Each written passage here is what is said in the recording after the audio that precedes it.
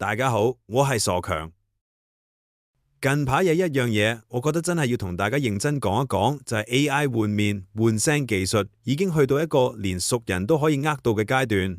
以前講詐騙，大家仲會話邊有咁易中招，但而家問題唔再係你蠢唔蠢，而係對方掌握嘅工具已經完全超出一般人嘅防範能力。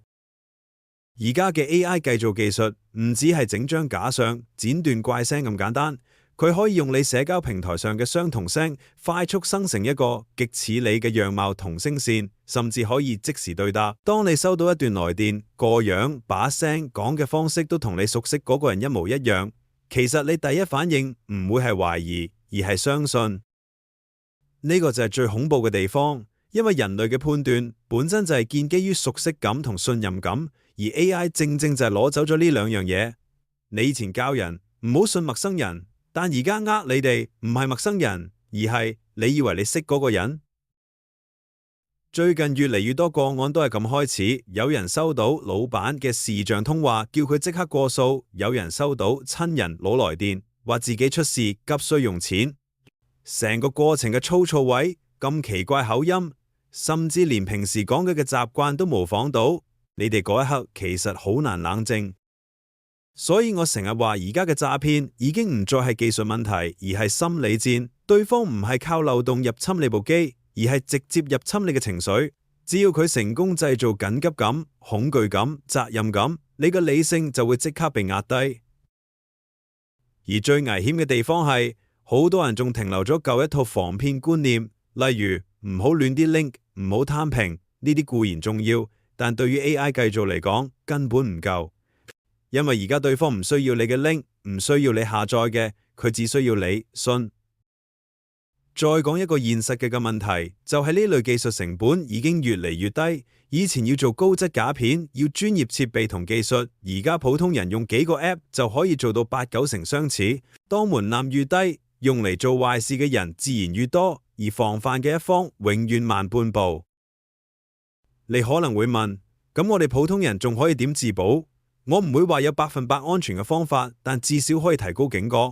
第一樣就係任何涉及錢、賬戶、緊急要求嘅情況，都要停一停，轉另一個渠道確認，唔好因為對方好似好急就即刻照做。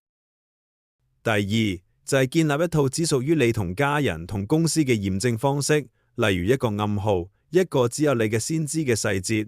呢啲聽落好老土，但正正係 AI 最難即時複製嘅嘢。記住，安全唔係靠先進，而係靠多一重確認。第三就係唔好過度公開自己嘅聲音同埋生活細節。每一段公開影片，每一段錄音，其實都可能成為訓練素材。你唔需要消失咗網絡，但至少要有意識，知道你俾出去嘅可能會被點用。而從更大層面咗，呢個問題唔可能只靠個人解決。平台、公司甚至制度都必須正視 AI 製造帶嚟嘅風險，但喺呢啲規範真正追上之前，最脆弱嘅永遠都係普通人。所以我想講清楚一點，如果你身邊有人中招，唔好第一時間怪咁蠢。冇一個真假已經難以分辨嘅世界，任何人都有機會成為受害者。責怪只會令問題更隱蔽，警覺同分享先至有用。最後我想講，而家我哋面對嘅唔單止係詐騙升級，而係信任本身被消耗。當你開始對每一個來電、每一段影片都心存懷疑，其實社會成本係好高。